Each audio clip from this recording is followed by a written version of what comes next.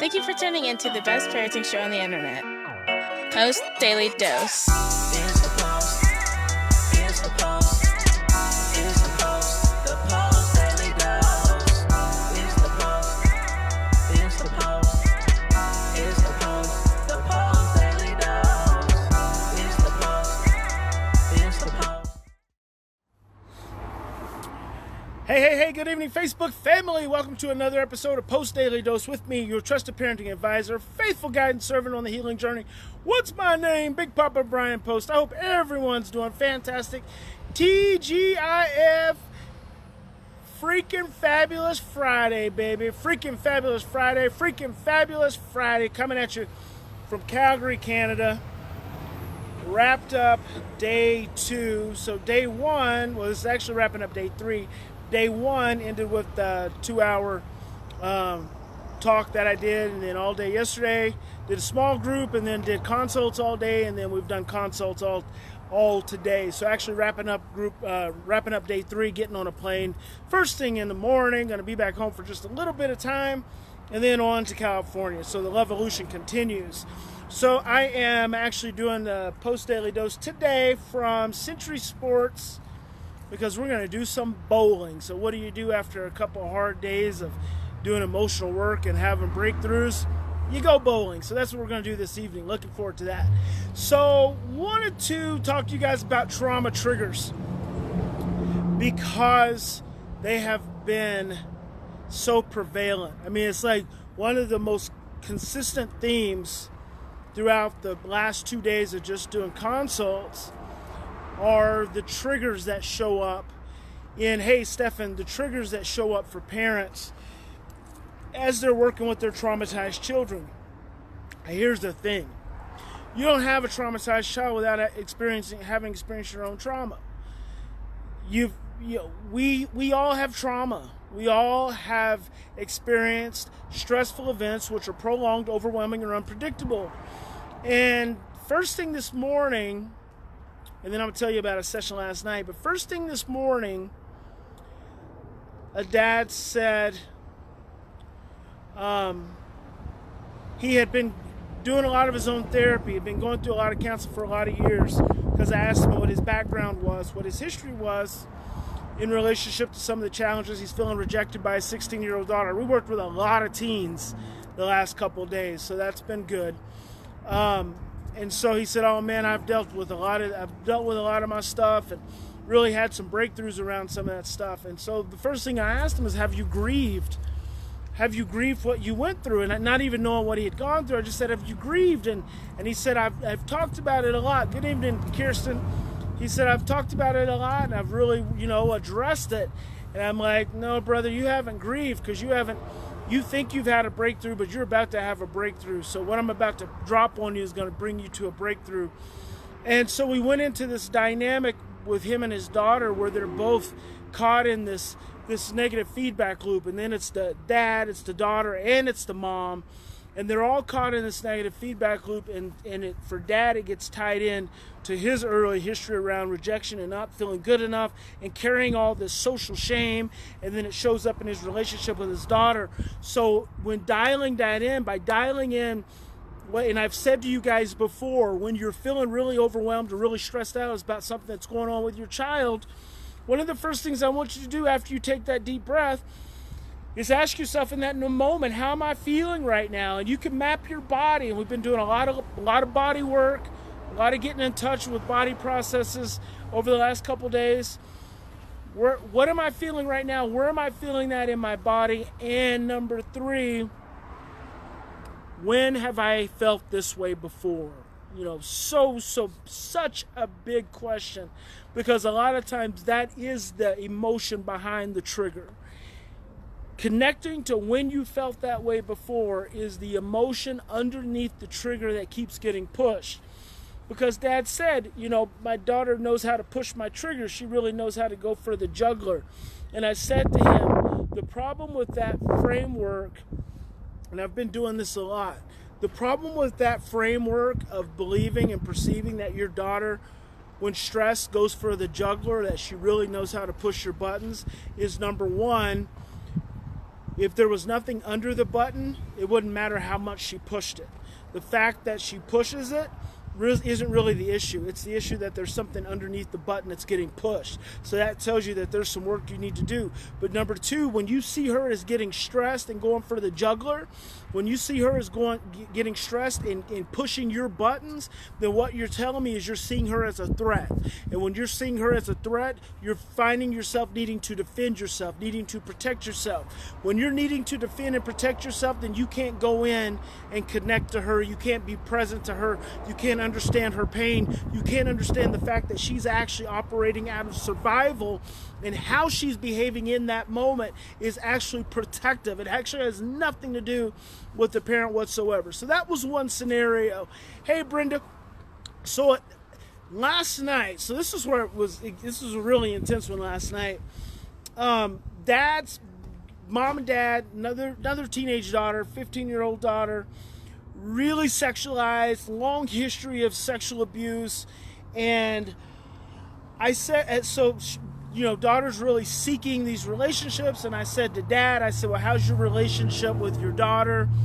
I cannot thank you enough for what you're oh, thank you, Brenda. Thank you so much. That's great. So thank you very much, Brenda Lee. We were hanging out with Brenda Lee. Brenda Lee's such a great navigator. And so Jody and I were driving around, and Jody's getting us lost when we're trying to go find these little statues. And yesterday, Brenda Lee was just navigating us all over the place. And now Jody and I go halfway across Calgary and almost get lost. Not really. We found our way, but thank you so much. Hey there, Tracy. Hey there, Mama Wilma. Good evening to you in Oklahoma.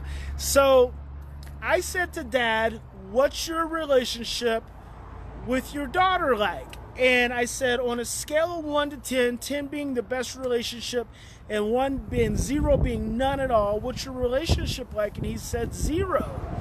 And I said, you got to do better. I said, I want to get you to a 3. I said, what's it going to take for you to get to a 3? And he talked about these situations like in the mall. He said they'll be walking and he'll tap his daughter on the shoulder to see something, and all of a sudden she jumps up and calls him a pervert, and it hurts his feelings. And I said, have you guys talked to her talk to her about her sexual abuse and her sexual molestation? And Dad said, I don't feel comfortable doing that. And my first response to him was, were you sexually molested? Now, there were several incidences. I noticed this, and I wanted to point this out to Jody, because Jody and Brenda Lee are my Calgary proteges. So I wanted to point this out.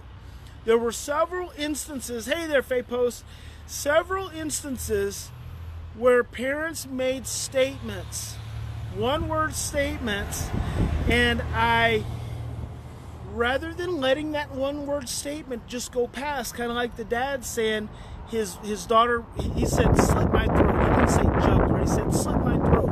Rather than just letting that go past as a statement, actually saying, stop, hang on a minute, let's talk about that for just a moment. What do you mean by slit your throat?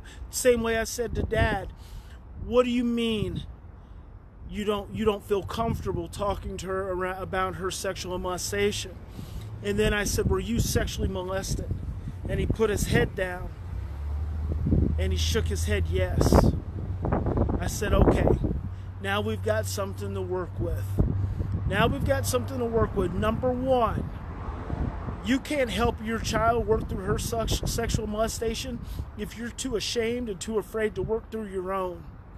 So we gotta figure this thing out. And his wife's sitting there, and Dad starts talking. He starts sharing a little bit about his molestation. And you got to remember, we have 1 hour with these families. So all we can do is just try to give them as many insights as I possibly can within that hour. But Dad started sharing. And first he said, I can't talk about it. I can't talk about it. And I just told him, I said, look, you're the adult. And I know it's scary, and we're not going to discount the fact that you were sexually molested.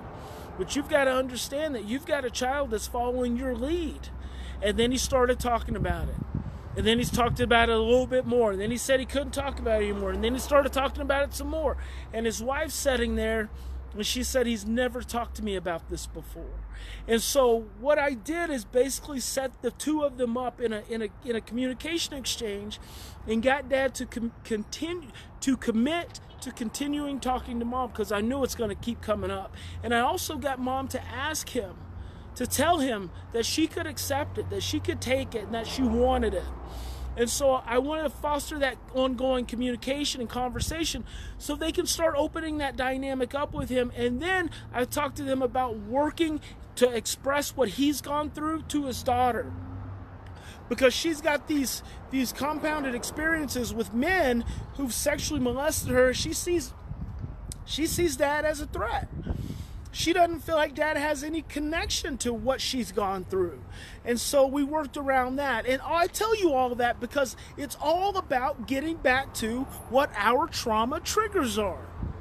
The areas you're struggling with your children, the emotions you're having around those struggles, the stress you're having around those struggles are connected to experiences that you've had. So you've got to slow down. You've got to ask yourself, after you take that deep breath, how am I feeling right now? Where am I feeling this in my body? And 3, when have I felt this before? Start the process of taking that trauma and taking it from an unconscious place and making it more conscious, so you can have more control over it instead of it having control over you. So, I didn't tell you guys, but when I landed in Calgary and Jody picked me up, we went to have lunch at this little salad place, and we were eating our salad, and a lady came up and she said, "Are you Brian?" And I was like, "Yep." She's like, "Oh my gosh, I follow you on Facebook all the time." That's so cool. Like, that's my first international experience of someone coming up and saying, "Are you Brian?" So it happens in the States because I travel around all the time, so people do it. It was the first time I've been in another country it's happened. I just thought that's the coolest thing ever. So anyway, the evolution continues. Remember, guys, in any given situation, we always have 2 choices. We can continue to react from our same imprints and blueprints of stress, fear, and overwhelm, or we can stop. We can take 3 to 10 deep breaths. You can ask yourself, what am I feeling right now? Where am I feeling it in my body? And when have I experienced this feeling again? And in that process, you're choosing love. You're being courageous. You're facing your fear. You're getting underneath it. You're choosing love. And you can transform your home and your life. God bless you. Big Papa loves you. I'm going to go crush it. I'm going to go crush it in this bowling. I'm probably going to hurt some feelings. I told Jody, I'm competitive. I can't help it. So I'm going to hurt somebody's feelings tonight, because I'm going to drill those strikes. Oh my gosh. I feel it. I'm feeling the flow right now. It's coming to me. So you guys have a fantastic weekend. We'll try to get some replays to you guys over the weekend during Saturday and Sunday. And then I should be back here with you Monday. I think Monday I'm actually traveling out to California. But I'll be catching up with you. All right. God bless you. Big Papa loves you. We'll talk to you soon.